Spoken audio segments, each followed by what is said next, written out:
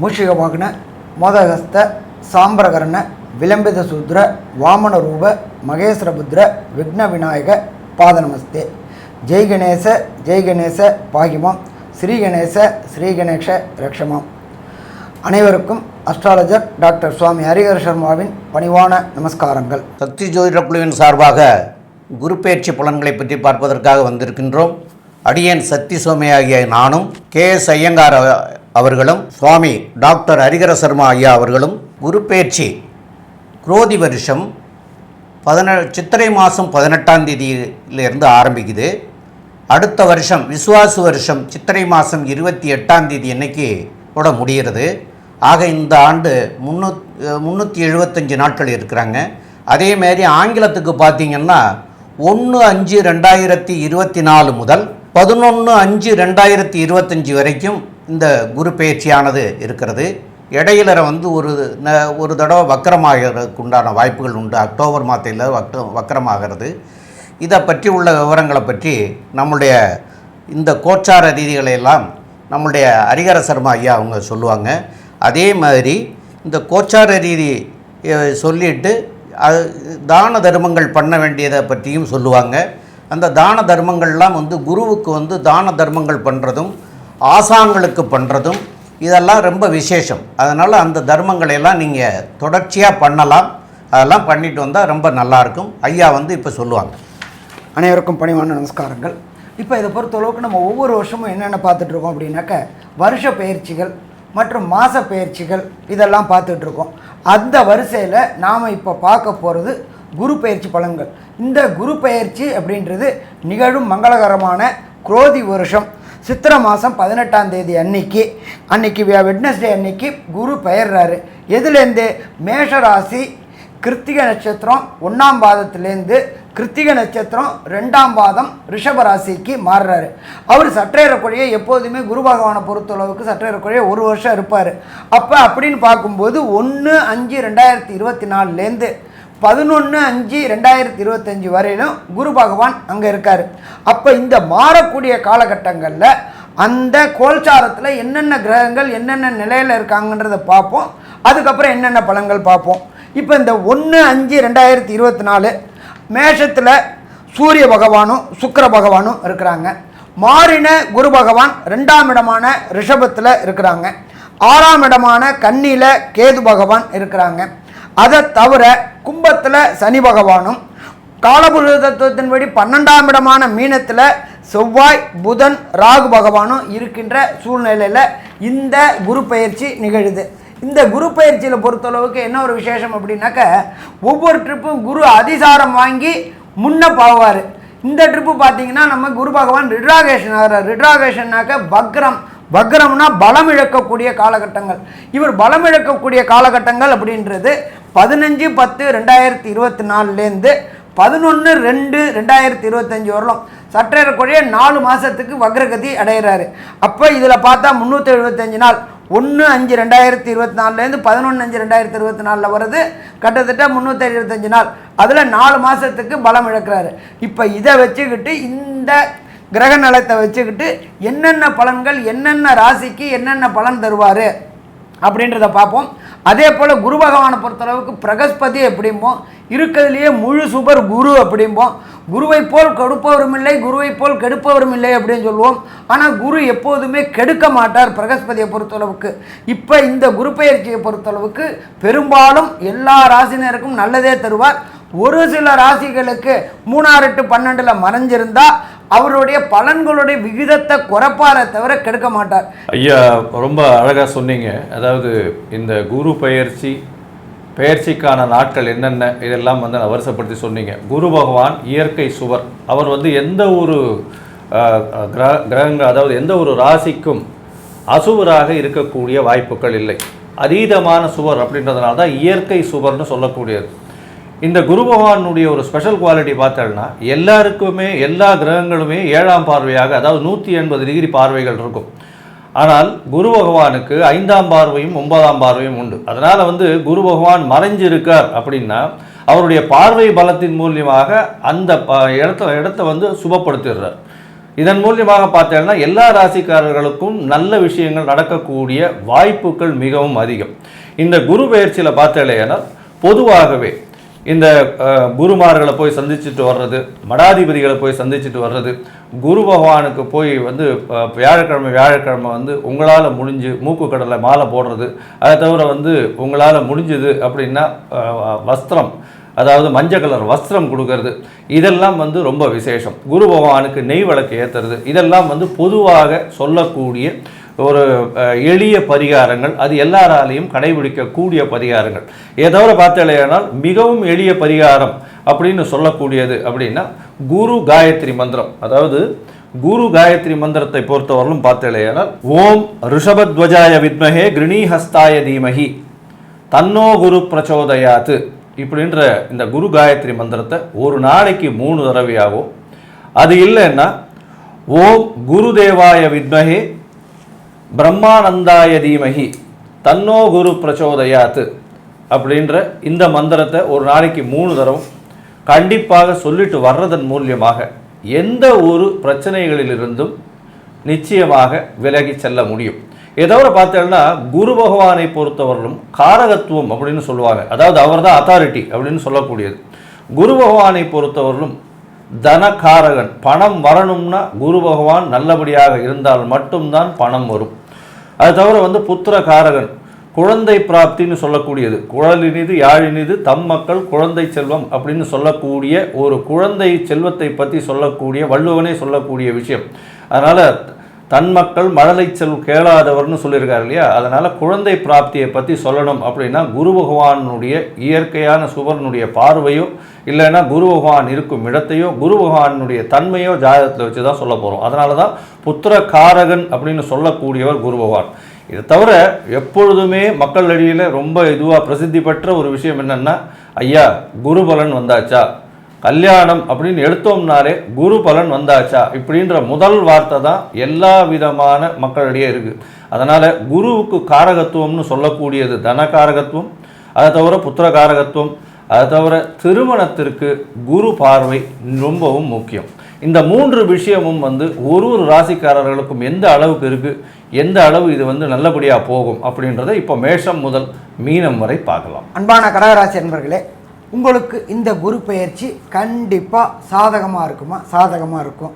என்ன சாமி எடுத்த விட்டே சாதகம்னு சொல்லிட்டீங்க? ஆமாம், கடந்த காலகட்டங்களில் 10ல் குரு, ஜோதிட சாஸ்திரத்துப்படி என்ன சொல்லுவோம், 10ல் குரு வந்தால் பதவியும் பறிபோகும் அப்படிம்பாங்க. பதவி பறிபோகிறது கிடையாது. பதவியில் ஒரு பயம் கலந்த பதட்டம் இருக்கும்.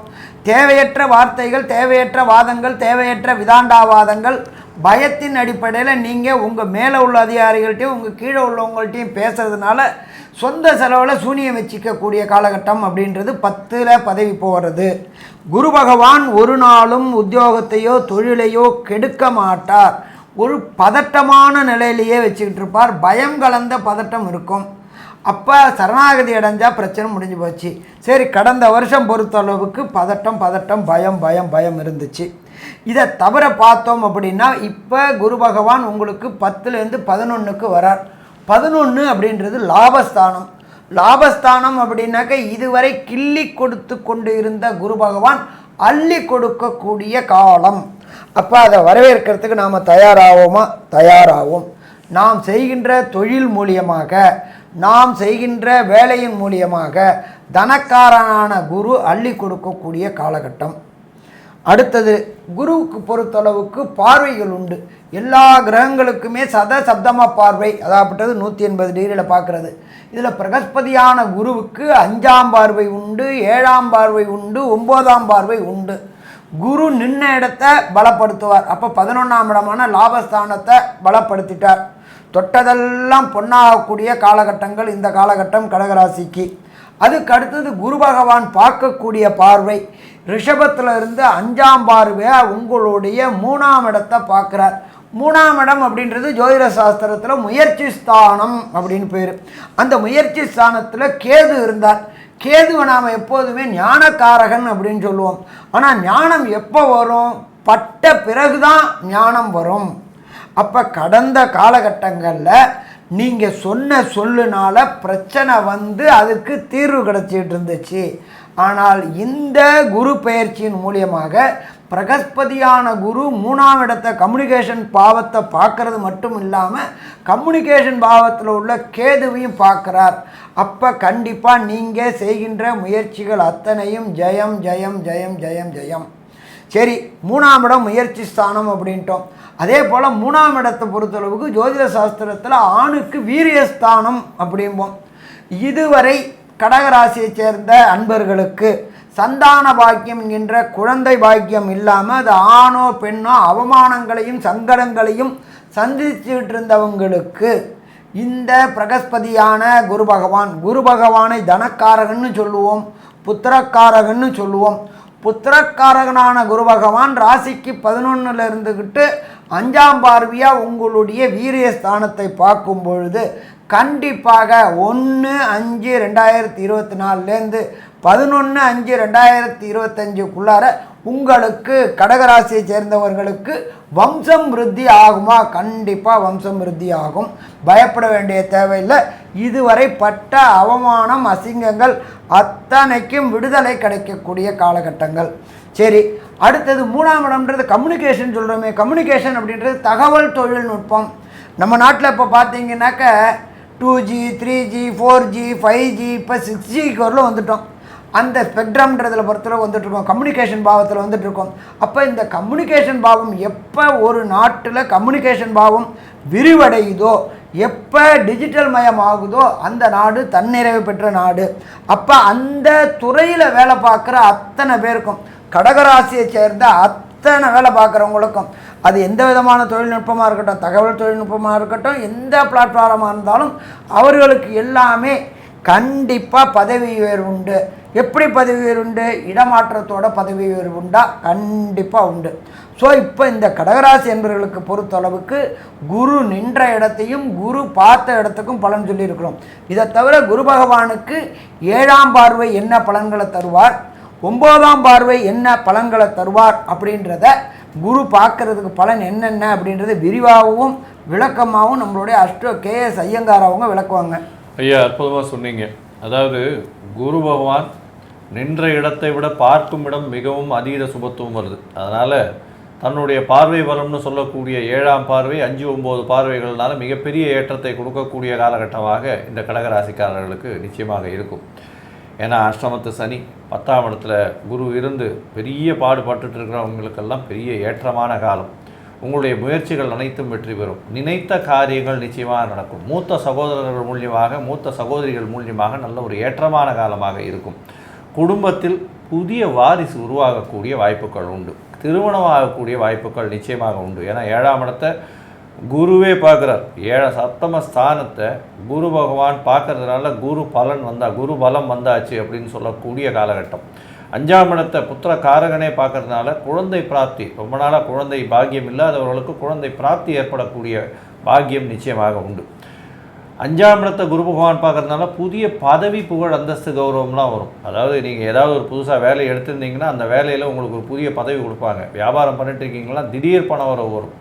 உங்களுடைய இதில் பார்த்தீங்களேனால் வியாபாரம் பண்ணுறவங்களுக்கு திடீர் ஒரு ஏற்றம் இருக்கும். தொழிலில் அதிகமான அபிவிருத்தி கிடைக்கக்கூடிய வாய்ப்புகள் உண்டு.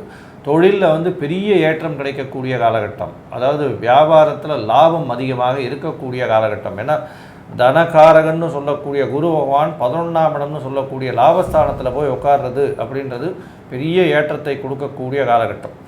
அதனால் எந்த ஒரு விஷயத்தை நீங்கள் எடுத்தீர்கள்னாலும் அந்த விஷயத்தில் லாபம் பார்க்காமல் போக முடியாது. நல்ல ஒரு ஏற்றம் கிடைக்கக்கூடிய வருஷமாக இந்த வருஷம் அமையிறது. உங்களுடைய ராசிக்கு 9ஆம் அதிபதினு சொல்லக்கூடியவர் 9க்கு 3ஆம் இடம்னு இருக்கிறதுனால தந்தையின் மூலியமாக நல்ல செல்வாக்கு கிடைக்கக்கூடிய காலகட்டம். உங்களுடைய ராசிக்கு புதிய கடன் வாங்கக்கூடிய வாய்ப்புகள் நிச்சயமாக உண்டு. இதன் மூலியமாக பார்த்தீங்கன்னா தொழிலில் அதிகமாக அபிவிருத்தி ஏற்படக்கூடிய பாக்கியம் நிச்சயமாக இருக்கும். ஏன்னா 6ஆம் அதிபதியே போய் 11ல் உட்காந்துருக்கார். அதனால் உங்களுடைய ராசிக்கு 6ஆம் அதிபதினு சொல்லக்கூடியவர் புதிய கடன்களை ஏற்படுத்தி கொடுத்து அதன் மூலியமாக அதீதமான லாபத்தை கொடுக்கக்கூடிய காலகட்டமாக இந்த குரு பயிற்சி அமைய போகிறது.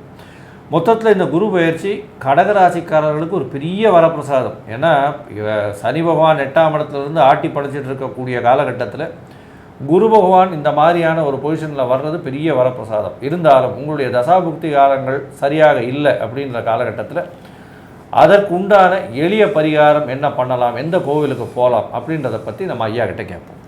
ஏன் ரொம்ப அற்புதமாக தெளிவாக விளக்கமாக சொன்னீங்க ஐயா. இந்த குரு இவங்களுக்கு 10ஆம் இடத்துலேருந்து 11ஆம் இடத்துக்கு வந்திருக்காரு. இந்த 11ஆம் இடம் அப்படின்னு சொல்லக்கூடிய இடத்துல இருக்கிறதுனாலையும் அவருடைய பார்வைகள் அப்படிங்கிறது ராசிக்கு 7ஆம் இடத்தை பார்க்குறார், 5ஆம் இடத்தை பார்க்குறார். அதனாலெல்லாம் கல்யாணம் ஆகாதவங்களுக்கெல்லாம் இப்போ கல்யாணம் ஆகக்கூடிய வாய்ப்பும் புத்திர பாக்கியம் அமையக்கூடிய வாய்ப்பும் இருக்கிறது. இந்த 11லேயே குரு இருக்கிறதுனால ஏற்கனவே திருமணமாகி விவாகரத்தாகி விடோவானவங்க இந்த மாதிரி இருக்கிறவங்களுக்கெல்லாம் இந்த காலகட்டத்தில் 2வது திருமணம் நடக்கிறதுக்கும் அதிகமான சாத்தியக்கூறுகள் இருக்குது. அப்போ 2வது திருமணத்துக்கு காத்திருக்கிறவங்களுக்கு கண்டிப்பாக இந்த 2வது திருமணம் கண்டிப்பாக நடக்கக்கூடிய இந்த குரு பயிற்சி உங்களுக்கு நல்ல வாய்ப்பை தரக்கூடிய வாய்ப்பாக அமையும். இப்போது இதில் இந்த ராசிக்காரர்கள் அனைவருக்கும் சிறப்பை பற்றியெல்லாம் சொன்னாங்க. அவர் 11ஆம் இடத்துல இருக்கிறது சிறப்பு, அவருடைய பார்வைகளெல்லாம் சிறப்பு தான். ஆனால் இதெல்லாம் இருந்தாலும் உங்களுடைய ஜாதகத்தில் இப்போ நடக்கக்கூடிய திசைகள் புத்திகள் கோச்சாரம் அந்தரநாதன் சூட்சமநாதன் இந்த மாதிரி உள்ளவங்கள்லாம் சரியானபடி இயங்கலைன்னா இந்த கோச்சாரம் இயங்காமல் போயிடும்.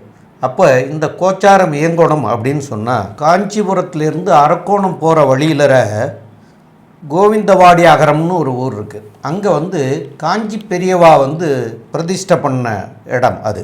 அங்கே போய் ஒரு வியாழக்கிழமை அன்னைக்கு ஒரு அபிஷேகம் போய் பண்ணிட்டு வந்தீங்கன்னா நல்லாயிருக்கும்.